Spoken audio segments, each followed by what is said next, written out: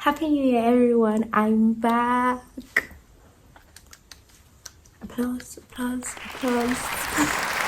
So in today's video, I'm going to be answering some questions that I've been asked and some questions that I think you'd want the answer to. This is a Q&A, people. Let's get into it.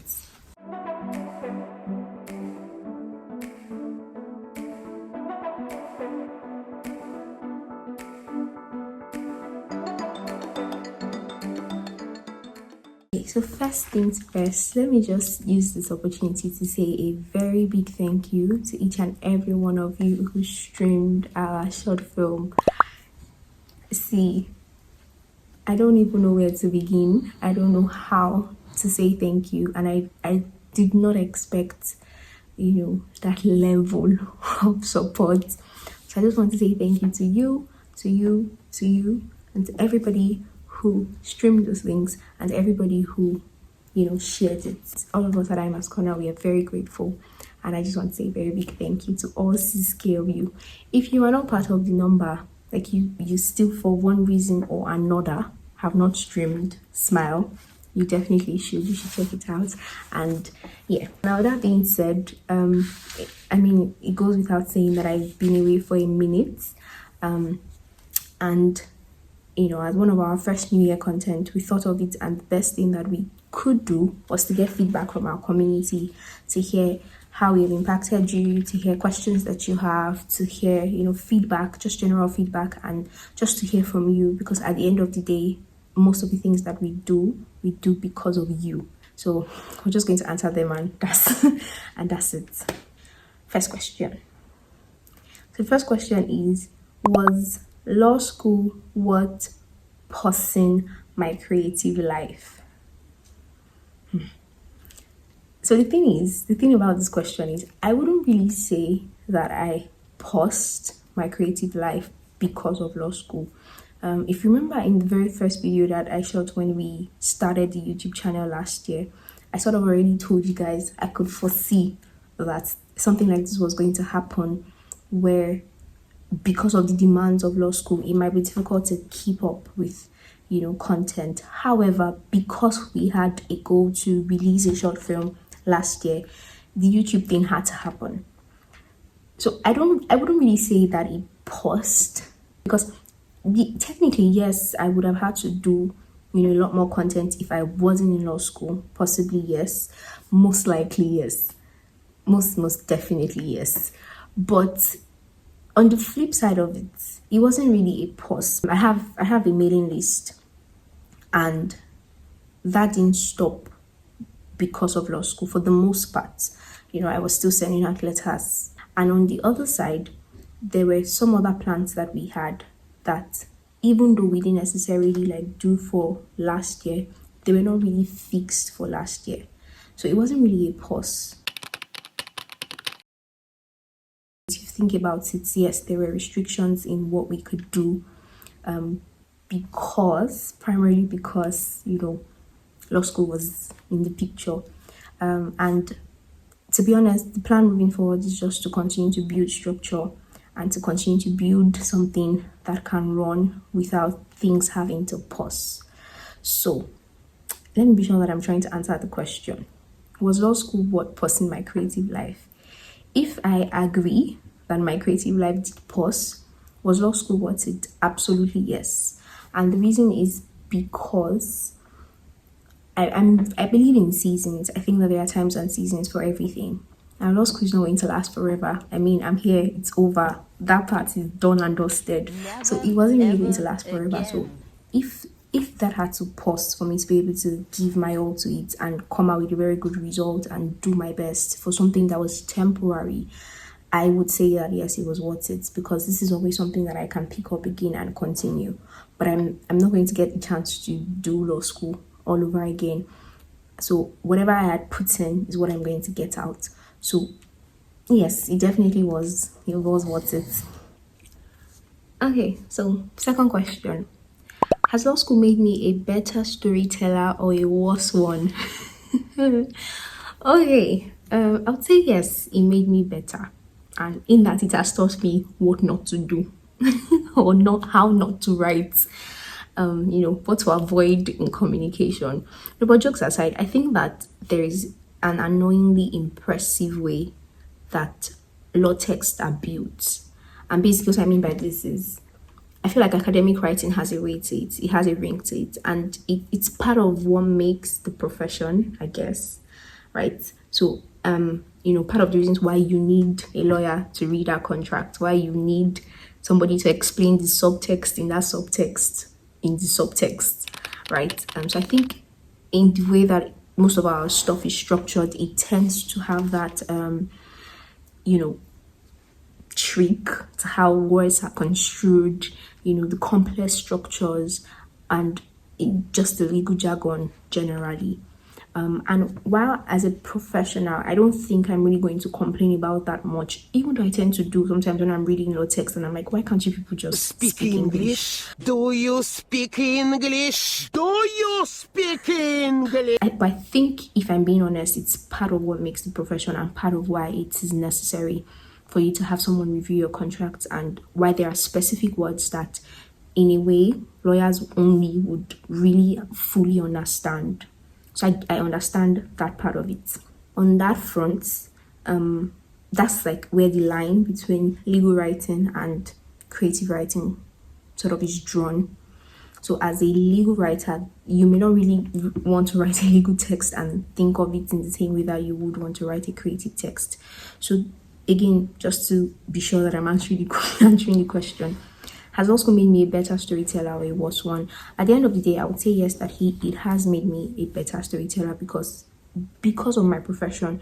There are certain, you have to be more open-minded, you have to be able to interpret better, you have to be able to see what is being construed, read both the literal meaning and the subtext and the connotative meaning from what is actually being said. And in one way, that makes me better at being able to tell a story. And if not for anything, even like just diction and vocabulary, even though these are all things you can learn on your own as a person and just do better in your vocabulary, I do feel like, if I'm being honest, it may have impacted me just a little. So I'm not answering this question just with the Nigerian law school alone, as much as I'm answering it as being a law student who's a writer, if that makes any sense. But I'm not saying that that's the only thing that makes you a good storyteller. Matter of factly, it really isn't. There are so many other factors that go into it, and you don't have to be in the field of law to be a good writer. You can hone any skill you want, honestly. But personally, for me, I would say yes, they've both sort of impacted. And because I've been writing for a very long time, even right from secondary school. So even in my law exams, even in being able to construct sentences, as a creative writer, it has helped my legal writing. As a legal writer, it has helped my creative writing. So yeah, I think I would say yes, that it has made me a better storyteller. The next question says, what has law school taught me that content creation never could? Okay, so I'm a little biased when it comes to this question, and this is my reason. Like, when it comes to questions of this nature, generally, I have a little bit of bias, and this is because I strongly believe that it's always a perspective game. It's always going to be all about perspective. For instance, I believe that we apply the same principles in life, just to different areas of life. So if I'm learning, and this is not me trying to sound philosophical, if I'm learning determination and courage and hard work, I can learn that through numerous experiences, but it's the same thing that it forges in me. So law school was very demanding. Law school required a lot of commitment. If you read the article I just posted, you would also realize what I'm saying. I talked about my law school journey already on there, and my year in review generally, and the lessons 2025 taught me as a person. Now, that aside, and independent of that, I still think that could I have gotten those lessons from another experience in life? Absolutely yes. So would I say that there's one particular thing that law school taught me that nothing else in life, or in this context, being a creative, would never have taught me? I don't really think there is, because I still think that being a creative still requires, hard work. It still requires commitment. It still requires dedication. I would still have to forge all of these characteristics in life one way or another. Now, the difference, however, might just be the intensity. So, because of the way law school is structured, it's something you you really have to learn discipline. You really have to learn how to be committed to one thing for a very long time, and that's the structure that law school gives you in a period of time. But like I said, if even as a creative, these are things that for you to be able to do your job really well, you have to also pick up on. You have to be consistent, you have to keep wanting to grow, you have to be able to, there will also still be the point of you failing and trying and doing things over and over again, building resilience. There would also still be the part of being dedicated to your craft and wanting to hone it as perfectly as you can. So the intensity might not be the same, but is there really one particular thing that I would say that I learned from law school that being a creative generally is never going to teach me? I don't think so. Maybe I'm just not thinking hard enough, but I honestly don't think so. Honestly, I don't know. I don't know, and I think that's my final answer. Yeah. So let's go to the next question. Thank you for what you're doing with the writing. However, could you add some topics that are linked to the Bible and life that we often misunderstand, e.g., money and wealth, work, the concept of prayer, marriage, and so on? Otherwise, you're doing wonderfully, guys. Thanks for the content. Okay, so this is more a feedback than it is a question, and I've taken note of it. So moving forward, we've sort of already planned our Q1 content calendar, and fortunately, some of these topics and concepts are already in the Q1 calendar. So for the ones that are not in it, I'll see how we can fit it into the other quarters of the year. And yeah, so I hope that you're pleasantly surprised when what we already have in store that touch on some of the things you want us to talk about when it comes out. I hope that you're pleasantly surprised, and I hope that you touch on it as much as you want. But this is very, very well noted. This is taken note of. I would look into it and would see how, moving forward we can do better. Next question. Hi Aima, love you and loved the movie last year. Is there any other movie or project coming soon? Actually, yes. So the short answer is yes. There are some things that we have that we want to work on against this year. It's 2026 already. So there are things we want to work on against this year, and we'll definitely unfold as it goes. Not to say anything too early, and would also not say anything too late either. So when it's time, we'll definitely announce. But yes, we have other projects that are coming up this year. Some of them are old projects that we didn't really get to do. Some of them are new projects entirely. And we trust God's grace, God's wisdom, God's direction, and God's resources will be available for us to do all that we intend to do this year. So yes, thank you. And I'm glad that there are people who are looking forward to more from us. So this is very refreshing to see. The next question says, personality or looks? Now, I don't know what you people expect that I'm going to say. Maybe I'll come and say, you know what, it doesn't matter what the person looks like, it's all about what's in the heart. But I'm sorry to burst your bubble. I don't think it's an either or question. I don't think I have to choose. I think it's both for me. And this is not because I don't agree with the school of thought that you have to have a really good personality, but it's also because I agree with the school of thought that I have to be attracted to you as a person. I'm guessing that this person means this question in regards to a partner, a romantic partner. Aww. Not my friends or people that my siblings, for instance. I don't have control over their looks, even though all my siblings look amazing. Hello. But so this is not for family members or friends, right? I'm guessing that this is for romantic partnership, and I don't think it's a choice. Excuse me, if I'm being honest. And there's something that Pastor Kingsley Okonkwo, there's something he once said that resonated with me. There's one of his messages I listened to a while back, and he mentioned how there are three main parts that you're attracted to a person: spiritually, mentally, and physically, and that they are all important. You have to have physical attraction, mental attraction, and spiritual attraction. You have to be on the same wavelength. You have to have conversations with them. You have to be able to talk with them, and you also have to like how they look. And he now ended up by saying something like, at the end of the day, when you have mental attraction, most times physical now comes into play, because like once you're attracted to somebody's mind, it's easier to become attracted to them physically.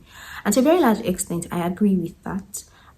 More so even because I'm one of those people who it's such a mental thing for me first. Like when I meet people, it's like first a mental attraction. I want to be sure that you have sense.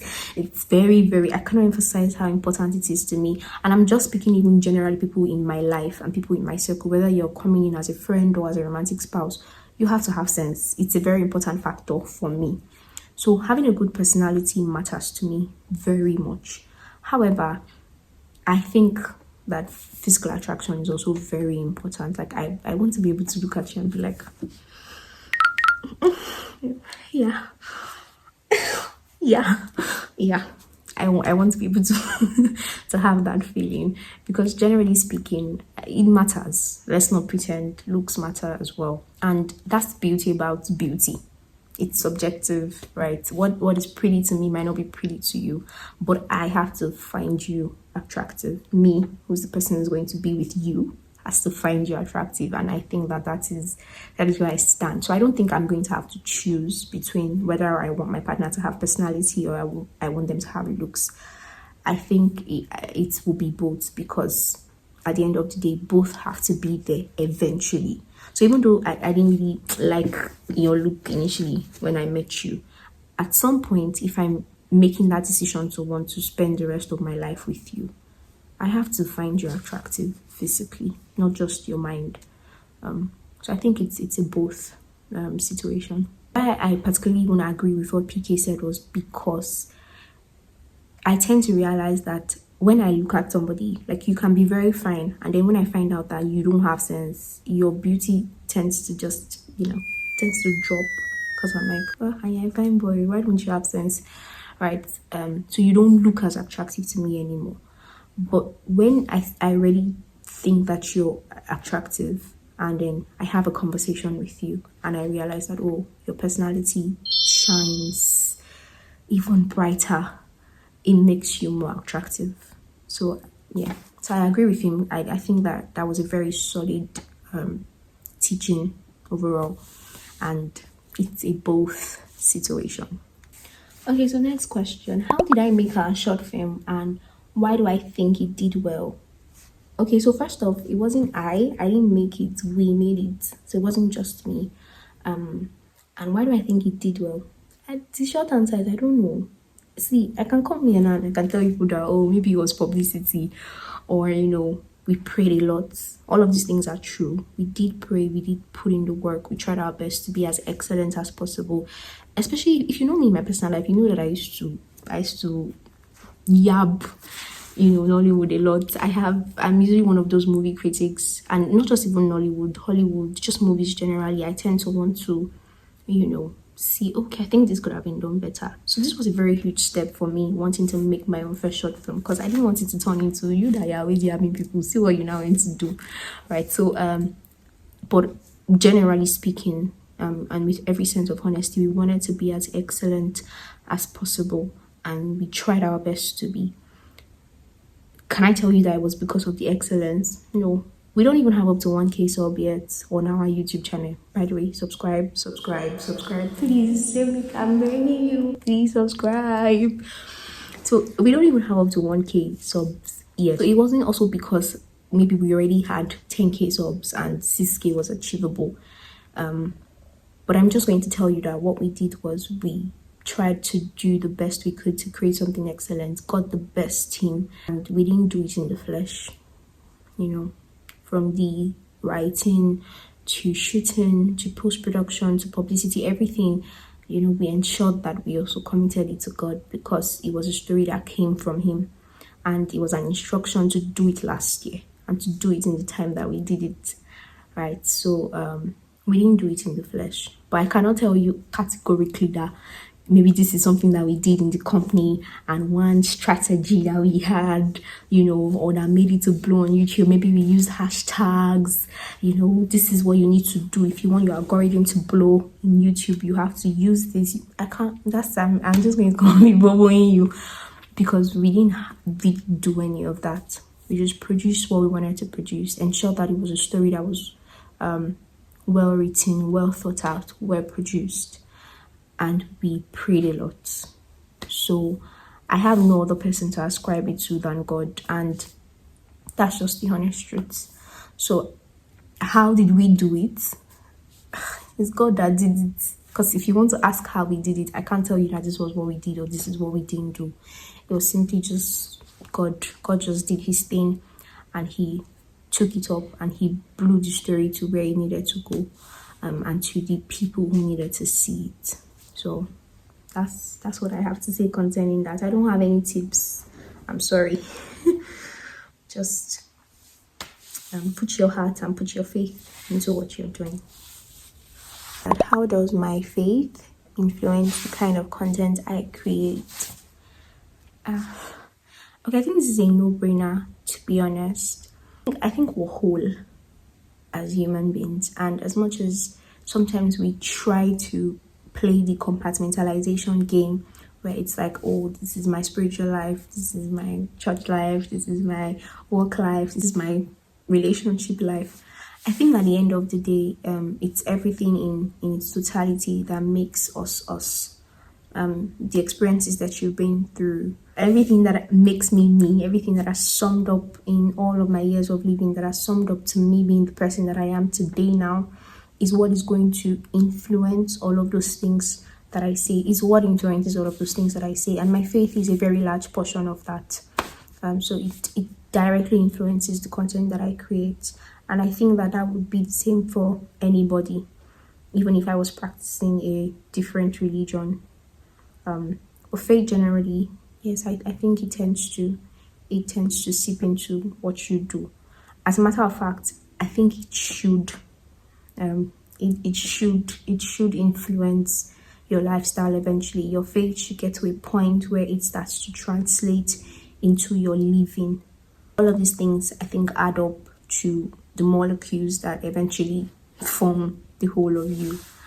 And I don't think that we are independent of them, so to speak.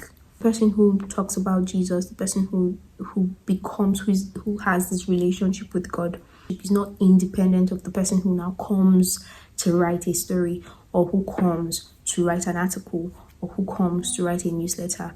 Because my faith is a very integral part of who I am as a person first, it directly, not even indirectly, it directly influences the kind of things I would be comfortable doing, the kind of things I'll be comfortable talking about, the kind of content I'll be comfortable making, the kind of topics that would even want to come to my mind, and my perspective to those things.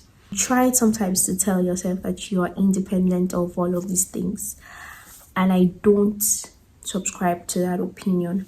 I think eventually, whether or not you realize it, even the passive knowledge, the things that you're passively taking in, they tend to stay somewhere, and they tend to influence some of the decisions and the actions that you make. And that's why you have to be very conscious of actively learning and actively deciding that this is what you're going to put in your head and this is what you're going to put in your mind, and playing that intentional game of constant renewal. Even if you're not a very religious person, there are things that you may realize or you don't realize that are influencing your thought patterns, and while you share a certain opinion, a book you read, a reel you saw, a message you listened to, a TED talk that you heard, an experience that you went through personally, an experience of somebody else that you heard or that you experienced secondhand, all of these things eventually form your opinions, they form your perspectives. The Christian faith is a very big part of my what forms my ideology, and I don't feel ashamed to say that, not even in the slightest, because it's solid. It's solid. Christian values in its purest form are one of the best things anybody can have, and one of the best principles that anybody can go through life with. When I'm talking to somebody about my opinion, about something, where am I going to bring the opinion from? Of course, it's going to be based off of the things that I've put in and all of the things that I've deposited in, and these are the things that I'm depositing in. So how does it influence, the content we create? Very largely, it does. So I think that's all the questions.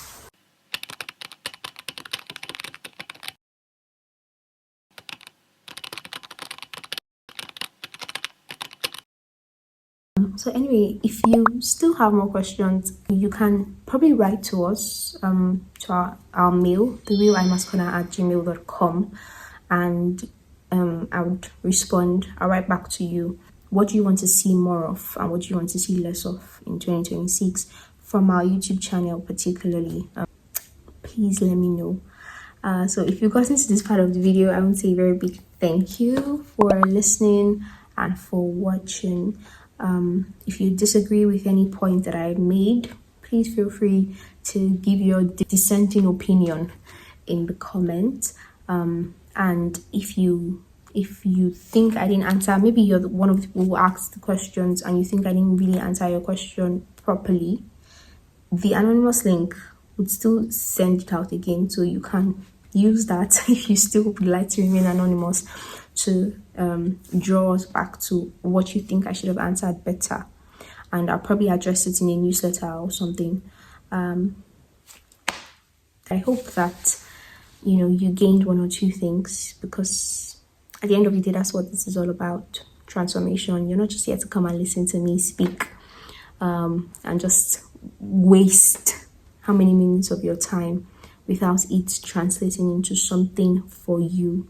I hope that you did get something. If you did, write something that you heard me say that you really resonated with you in the comments, something that you learned, something that stuck with you, and maybe something that changed your mindset about something. So yeah, just let me know. See you when our next episode is. God helping us, now that law school is over. God helping us, we should make this a weekly thing, so you'll be seeing us week in, week out. So I'll see you next time. Bye guys. Please